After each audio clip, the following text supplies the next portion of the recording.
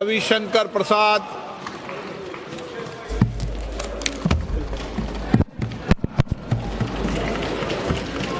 माननीय अध्यक्ष जी, मैं बहुत कृतज्ञ हूं कि मुझे इस महत्वपूर्ण बिल पर बोलने का अवसर दिया गया है। सर, मैं विपक्ष की बात सुन रहा था। मुझे उनके तर्क को समझने में थोड़ी कठिनाई हो रही है। वक्फ बिल में संशोधन होना चाहिए, लेकिन नहीं भी होना चाहिए। ये दोनों तर्क कैसे चलेगा? सबसे पहले बात थोड़ा संविधान की कर लेते हैं। आजकल लाल किताब बहुत घूमती है। जब भी कोई विषय होता है, संविधान की लाल किताब दिखाते हैं। सर, हम संविधान की हरी किताब लेकर के आए हैं जो संसद में रखी हुई है, तो मैं इसी को दिखाऊंगा आज। सर, भारत के संविधान के मौलिक अधिकार में धारा 15 है। धारा 15 में लिखा हुआ है कि महिलाओं के साथ कोई विभेद नहीं होगा और सरकार महिलाओं के विकास के लिए कानून बना सकती है। तो अगर यह वक्फ बिल देश की खवातीनों के विकास के लिए, वक्फ में उनकी भूमिका के लिए यह कानून लाया जा रहा है, तो यह कानून गैर संवैधानिक कैसे हो गया भाई? सर, संविधान की धारा 15 में यह भी लिखा हुआ है कि सामाजिक रूप से पिछड़े वर्ग के लोगों के विकास के लिए सरकार कार्रवाई कर सकती है। यह सच्चाई है। Honorable member, please. मैं जिस प्रदेश से आता हूं, Honorable member, please be seated. Honorable member, sir, जरा लोगों को बैठा please be दें। seated. Honorable member, जरा बैठ जाएं। Honorable member, मैं भी आग्रह don't करूंगा। see the back to the chair. Please be seated. Venugopal जी, जरा मैं बोल रहा हूं, आप भी सुन लीजिए। Mister Venugopal, Yes. Mister Venugopal ji, I am speaking, kindly have some attention to me. बैठिए। सर, मैं ये कह रहा था कि मैं जिस प्रदेश बिहार से आता हूं, वहां बहुत सारे पिछड़े मुसलमान हैं। उत्तर प्रदेश में भी हैं, पसमंदा कहते हैं हम, कई कैटेगरी के हैं। उनको वक्फ के मैनेजमेंट में अवसर नहीं मिलता। और अगर संविधान की धारा 15 के आलोक में इस बिल में इस बात का प्रावधान किया जा रहा है कि पिछड़े मुसलमानों को भी वक्फ में जगह दी जाएगी, उनको जगह दी जाएगी, तो परेशानी क्यों है इनको? और सर, जहां तक सर सवाल है सर, मैं ये बताना चाहता हूं कि संविधान की दुहाई का जवाब मैं संविधान से ही दे रहा हूं। ये वक्फ में जो संशोधन हो रहा है, वो मौलिक अधिकार की धारा 15 में उसकी अनुमति मिलती है। अब सर, धारा 25 की बात की गई। सर, अब हमारे विपक्ष के उपनेता को मैं सुन रहा था, आपने धारा 25 का जिक्र किया, तो धारा 25 का क्लॉज 2 भी पढ़ लीजिए मेरे साथ। सर, मैं आपके सामने पढ़ना चाहता हूं। Nothing in this article shall affect the operation of any existing law or prevent the state from making any law regulating or restricting any economic, financial, political or other secular activity which may be associated with the religious practice। तो अगर वक्फ की जमीन बर्बाद हो रही है, अगर वक्फ की जमीन लूटी जा रही है, अगर वक्फ की जमीन हड़पी जा रही है, तो संविधान की धारा 25 यह अधिकार देता है कि कानून बन सकता है। तो कृपया करके कोई, अगर आप धारा संविधान की कोट करते हैं, तो पूरी की पूरी कोट करें। सर, मैं प्रावधानों पे आने के पहले एक और बुनियादी बात उठाना चाहता हूं। वक्फ के माने क्या है सर? माननीय मंत्री जी ने विस्तार से बताया है। Waqf is not a religious body. Waqf is just a statutory body. वो कोई धार्मिक संस्था नहीं है, वो सिर्फ एक वैधानिक संस्था है। सर, दूसरा सवाल आएगा सर अच्छा, आप अपने पारी का इंतजार करिए ना। You are a very eloquent speaker, I know, wait for your turn. Sir, इसी से एक और सवाल उठता है सर, मुतवल्ली की क्या भूमिका होती है? आज मैं चाहता हूं इस बात को सदन में रखूं और सदन के माध्यम से देश में जाए। सर, मुतवल्ली को सिर्फ मैनेजर बोलते हैं सर, और ये मैं नहीं बोल रहा हूं, मैं इस्लामिक लॉ के एक बहुत बड़े scholar Mulla law of Mohammedan law, इस किताब के मैं 3 लाइन कोट करूंगा sir. Mulla principle of Mohammedan law, M Hidayatullah जो भारत के पूर्व मुख्य न्यायाधीश थे, उन्होंने इसको रिवाइज किया था सर, बहुत बड़े जूरिस्ट थे। और मैं इसके सिर्फ एक पैराग्राफ को पढ़ूंगा sir. Para 202, mutawalli, under the Mohammedan law, the moment a waqf is created, all rights property pass on the waqif and vested in the Almighty. The mutawalli has no right in the property belonging to the waqf. The property is not vested in him. He is not a trustee. He is merely a superintendent or a manager. तो मुतवल्ली साहब ये 8 लाख की property के खाली manager हैं, और क्या हो रहा है? तो क्या सरकार खामोश है? अगर वक्फ देने वाले की प्रॉपर्टी लूटी जा रही है तो क्या खामोशी चलेगी सर? ये तो नहीं चलेगी। सर, कुछ और मैं बुनियादी सवाल उठाना चाहता हूं सर इस बहस में, जो उठना चाहिए। ये 8 लाख संपत्ति है, इसमें कब्रिस्तान भी होंगे, इसमें मस्जिद भी होगी सर। आज मैं ये सवाल इस संसद के सामने उठाना चाहता हूं, कितने स्कूल बने वक्फ की संपत्ति पर, कितने अस्पताल बने वक्फ की संपत्ति पर, कितने स्किल सेंटर खुले वक्फ की संपत्ति पर, कितने अनाथालय खुले वक्फ की संपत्ति पर, कितनी बेवा विधवा बेटियों बहनों को सिखाए गए सिलाई कढ़ाई जीने का तरीका, गिनतियों पर भी आएगा सर। तो ये बार बार जो वक्फ की बात बोलते हैं, अगर आज इस कानून के द्वारा वक्फ की जमीन को रेगुलेट करके उसकी प्रॉपर्टी में फंडिंग अच्छी आए और उस जमात के लोगों के लिए इसका विश्वास बढ़े, तो इनको परेशानी क्यों होती है सर? सर, इस परेशानी की मैं वजह समझता हूं सर, और अब मैं इस परेशानी की वजह पर आ रहा हूं सर। दिल से तो कहते हैं कि हम चाहते हैं संशोधन हो, लेकिन राजनीतिक मजबूरी इनके पैर पीछे खींचती है सर। बहुत सालों से राग वही है, सुर वही है, तीखापन वही है, भाषा वही है। और मैं 3 उदाहरण देना चाहता हूं सर। याद करिए, शाहबानो के केस में जब सुप्रीम कोर्ट ने एक निर्णय दिया कि शाहबानो एक डिजर्टेड वाइफ थी, उनको कुछ 100 रुपये मिले, तो सुप्रीम कोर्ट के फैसले पर हो हल्ला किया गया। यही लोग हैं। और सर, उस समय राजीव गांधी इस देश के प्रधानमंत्री थे, 400 का बहुमत था, मात्र एक बेवा मुस्लिम 75 साल की महिला को कुछ 100 रुपये दिए गए, क्या हंगामा खड़ा कर दिया गया।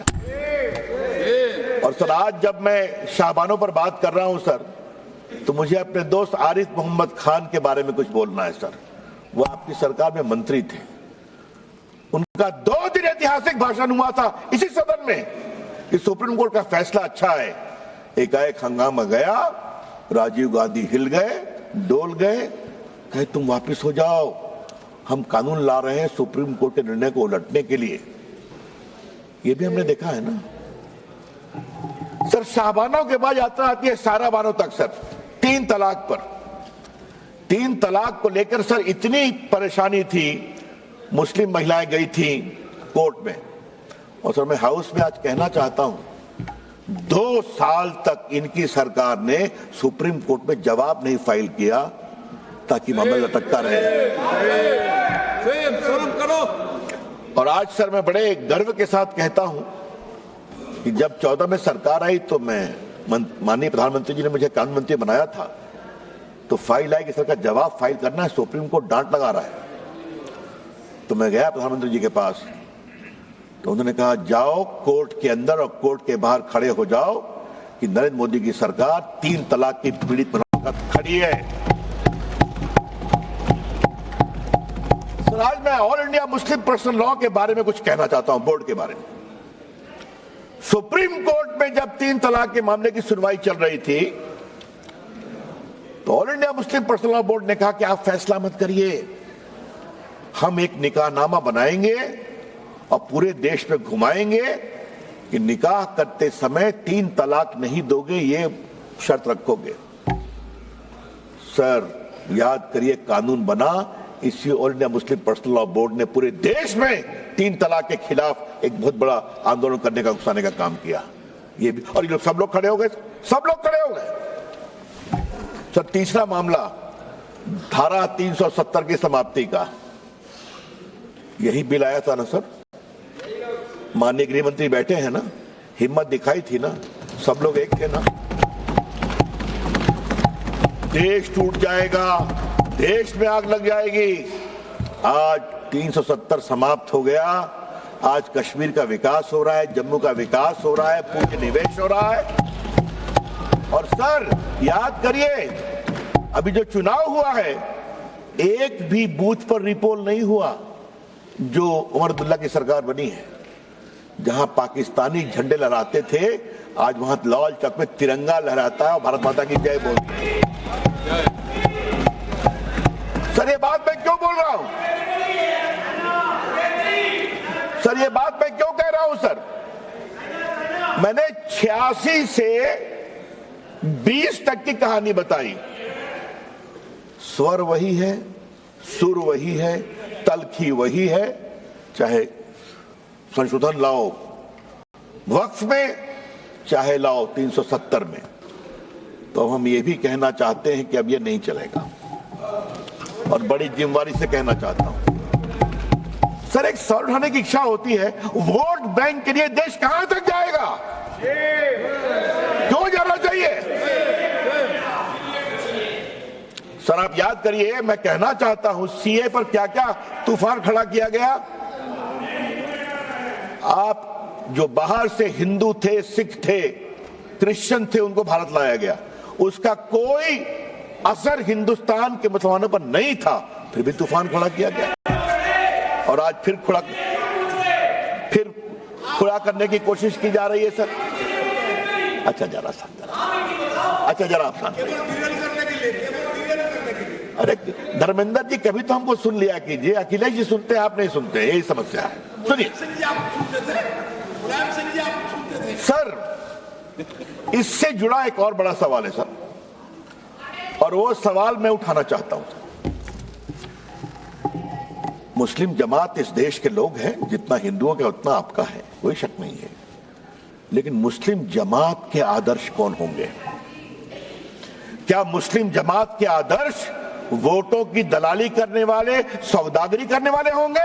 अगर ये है तो ये देश को स्वीकार नहीं होगा।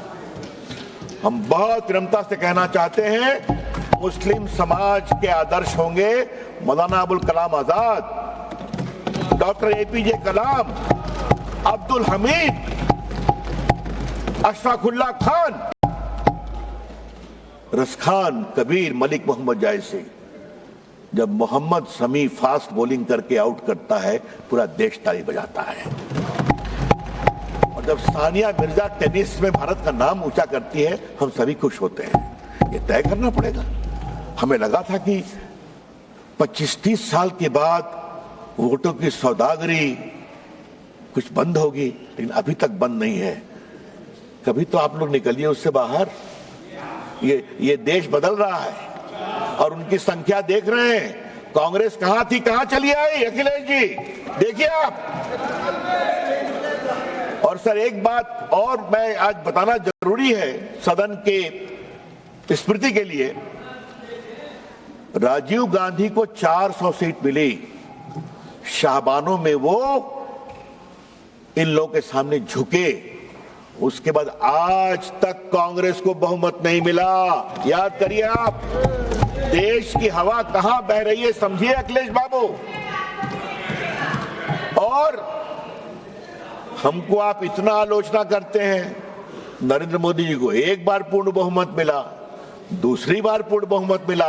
आप लोगों ने संविधान का कुछ मिसलीड करके धोखाधड़ी करके यूपी में कुछ गड़बड़ किया, जनता को समझ में आ गया तो हरियाणा जिता दिया, फिर आपके महाराष्ट्र जिता दिया, फिर दिल्ली जिता दिया और अब बिहार भी जिताने वाले। निश्चित रहिए आप।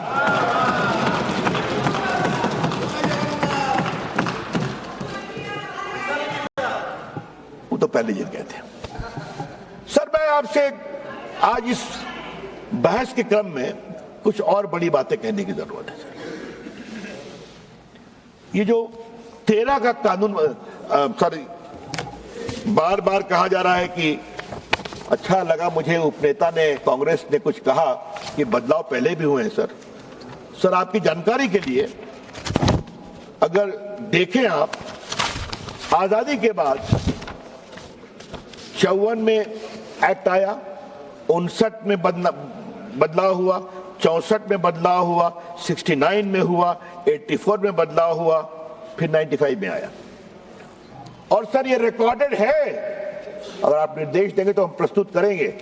ये सारा कुछ बदलाव कुछ जमातों के दबाव में आया। और सर 95 कब आया? जब राम जन्मभूमि का आंदोलन चल रहा था। हाँ? तो इन लोगों ने कहा ठीक है हमारे वक्फ में बदलाव करो। और 13 कब आया? जब इनके हारने का रास्ता खुल रहा था। सर जब आप इस तरह से कानून में बदलाव करते हैं तो आपकी मंशा अक़लियत की सेवा करना नहीं है, आपकी मंशा अपने वोट का इजाफा करने की है। फिर भी आप हार जाते हैं, तो फिर भी नहीं समझते। सर अब मैं इसकी आवाज मैं सुन रहा हूं, अपने प्रदेश की है क्या आप? चलिए आपके मित्र के बेटी आपके मित्र के बेटी। सर अब मैं कुछ संपत्ति पर आता हूं। ये 8 लाख संपत्ति है, दुनिया की सबसे बड़ी संपत्ति है सर। और सर मुतवल्ली उसको मैनेज करता है, मैंने दिखा दिया वो मैनेजर है। मैनेजर की अकाउंटेबिलिटी होती है कि नहीं? और सर मैं पटना साहिब का सांसद हूं सर। हमारे क्षेत्र में गर्दनी बाग में सर एक सरकारी जमीन पर तालाब है जहां लोग छठ में अर्घ देते हैं सर। हाई कोर्ट में सरकार ने कहा कि यह सरकारी जमीन है और वहां से 5-7 किलोमीटर दूर एक कब्रिस्तान है, 1920 का रिकॉर्डेड। कुछ लोग कहते हैं ये हमारा वक्फ है, हर बार छठ में खड़े हो जाते हैं। फतवा में यही काम किया। अभी तो सर मैं अभी तो 113 बात की गई दिल्ली की, मैं सुन रहा था उन्होंने कहा ये जो फोर्ट विलियम है ना कलकत्ता में सेना का कमांड, वो भी हमारा वक्फ है। अब आगे तो कहेंगे कि पूरा हिंदुस्तान वक्फ है, क्योंकि हमारे यहाँ तो हमारे सम्राट हुए थे। क्या देश ऐसे ही चलेगा क्या?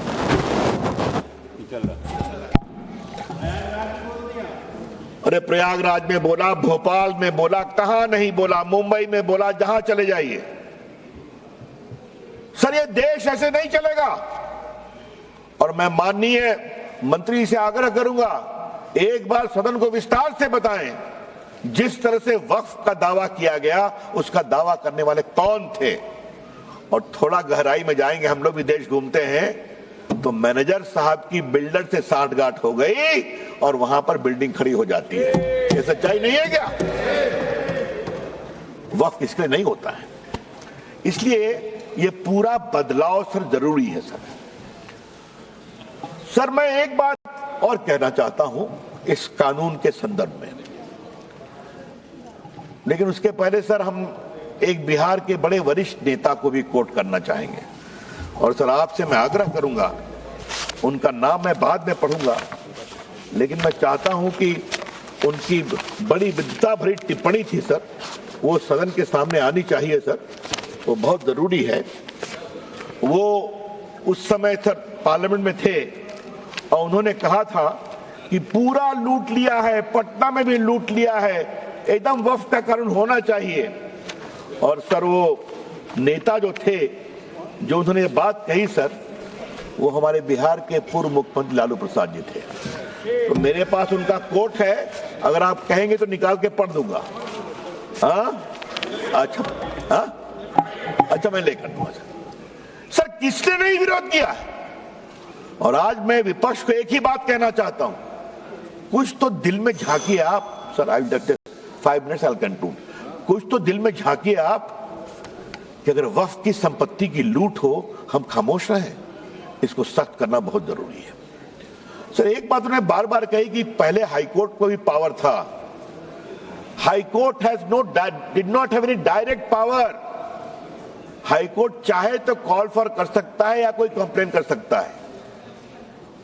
लॉ में कोर्ट जाना मना था और ट्राइब्यूनल ने कैसे कैसे काम किया ये भी आप जानते हैं। तो आज यहां पर कोर्ट में भी आप जा सकते हैं। और मैं माननीय मंत्री जी को सलाह दूंगा, मैं 2-3 ट्राइब्यूनल की कहानी जानता हूं, कृपया करके ट्राइब्यूनल ठीक ठाक चले, सिर्फ सेटिंग गेटिंग नहीं हो। ये भी बहुत जरूरी है कि ट्राइब्यूनल में ईमानदारी से फैसला होना चाहिए। सर मैं आपसे इसलिए कहता हूं कि जो बार बार आज कह रहे हैं, मैं इनसे एक सवाल पूछूंगा, मैं चाहूंगा कांग्रेस के भी जवाब दे इसको। आज क्रिश्चियन समाज क्यों दुखित है? वो चाहते हैं वक्फ में बदलाव हो। पूरे भारत के क्रिश्चियन समाज, केरला के क्रिश्चियन समाज, the Christian community and the churches are very very disturb by the encroachment of their property under the garb of Waqf. तो उनको लगता है बदलाव जरूरी है। अखिलेश जी आपको भी कभी सोचना ही पड़ेगा, कभी आपको भी सोचना ही पड़ेगा। हा? जिस तरह चल रहा है, उत्तर प्रदेश में भी बहुत से क्रिश्चियंस हैं आपके लखनऊ के आसपास, मालूम है ना आपको? अच्छा चलिए सर, 2-3 बिंदु बस देके अपनी मैं बात समाप्त करूंगा। सर नंबर 1, आप इस बिल का विरोध करते हैं तो क्यों करते हैं? इसका जवाब नहीं दे रहे। और मैं चाहूंगा सब लोग मेरी बात पर जवाब दें कि आपको इस बिल से क्या परेशानी है। नंबर 2, क्या आप चाहते हैं कि वक्फ की प्रॉपर्टी हड़पने, लूटने, दलाली, बिचौलियों के बीच में रहे या गरीबों के लिए काम में आए, पसमंदा मुसलमानों के लिए काम में आए, बेटियों के लिए काम में आए? ये उसके लिए रास्ता खोलता है। और सर तीसरी बात, इस बिल में बड़े बड़े नामी गिरामी मेंबरान पार्लियामेंट, जूरिस्ट, रिटायर्ड जजेस, महिलाएं, सिविल सोसाइटी सब आके देखने वाली हैं। तो आपको शर्मिंदगी किस बात की है? सर एक बात मैं विनम्रता से कहूं, परेशानी किस बात की है? मैनेजर साहब के ऊपर कंट्रोल नहीं होना चाहिए, मुतवल्ली के ऊपर कंट्रोल नहीं होना चाहिए। तो ये नरेंद्र मोदी जी की सरकार है। इसी all India personal law board ने क्या कहा अभी, जब आपके इफ्तार में नहीं जाएंगे, मैं नाम नहीं लूंगा, संजय जायसवाल समझ रहे हैं मैं क्या कहना चाह रहा हूं, कहा था इन लोगों ने क्या इफ्तार में नहीं जाएंगे, आपको बुलाएंगे भी नहीं। तो मैं उनसे बड़ी विनम्रता से कहूंगा, आपके वो दिन लट गए जब आप वीटो लगाते थे। ये नरेंद्र मोदी जी की सरकार है, विकास के लिए हर काम करेगी। और बस सर एक अंतिम बात कह के अपनी बात समाप्त कर रहा हूं, बस एक पॉइंट। हमारे ऊपर इन्होंने बहुत आरोप लगाया, एक लगाते हारते जा रहे हैं, फिर भी भाषा वही है। लेकिन सर मैं एक बात कहूं, अगर नरेंद्र मोदी की सरकार कहती है सबका साथ, सबका विकास, सबका प्रयास, तो ये बात को हमें गर्व है। अगर गैस दिया तो क्या हिंदू मुसलमान में कोई फर्क किया? अगर शौचालय बनाया तो कहा हिंदू मुसलमान में फर्क करना है? अगर सड़कें बनी तो क्या ये कहा कि मुस्लिम गांव से सड़क नहीं जाएगी? वोट दो या न दो, हम जब सत्ता में हैं तो पूरे हिंदुस्तान को एक नजर से देखेंगे। सर जिस प्रदेश से हम आते हैं, जहां से गिरिराज जी भी आते हैं, वहां एक बहुत बड़ा चलता है मामला, सर इनने सड़क मत बनाई, यहाँ वोट ना मिल रही है ना? ये हम नहीं करते, हम सबको एक नजर देखते हैं, वोट दो या न दो।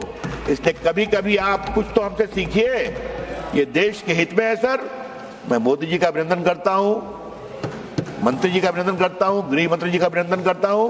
हम ये बदलेंगे देश के लिए, अक़लियत के लिए, खवातीनों के लिए। बहुत बहुत धन्यवाद। धन्यवाद।